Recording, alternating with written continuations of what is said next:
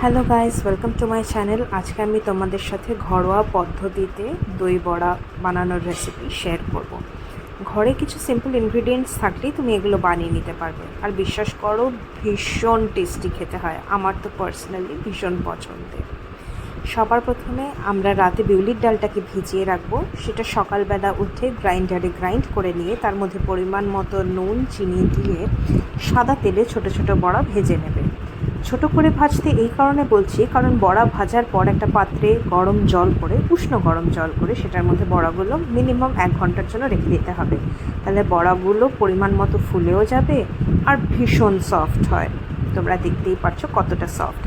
তারপরে একটা পাত্রে দই ফেটিয়ে তার মধ্যে নুন চিনি দিয়ে ফেটিয়ে রাখবে। আরেকটা পাত্রে তেঁতুলের জল বানিয়ে রাখবে। তোমরা চাইলে মিষ্টি চাটনিটা নিতেও পারো, নাও নিতে পারো। এটা আমার কাছে ছিল তাই আমি ইউজ করেছি। ছুরি ভাজা রয়েছে। আর একটা যেটা মেন ইনগ্রিডিয়েন্ট সেটা হচ্ছে সাদা জিরে রোস্ট করা। সাদা জিরেটাকে শুকনো কড়াইয়ে ভেজে নিয়ে হালকা গুঁড়ো করে রাখলেই সেটা রেডি হয়ে যাবে তোমাদের কাছে।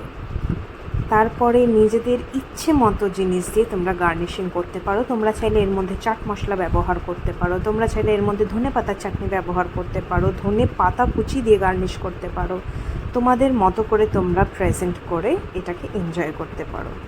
আর বিশ্বাস করো ভীষণ ইজি আর ভীষণ টেস্টি হয় খেতে। আজকের জন্য টাটা, দেখা হচ্ছে নেক্সট ব্লগে।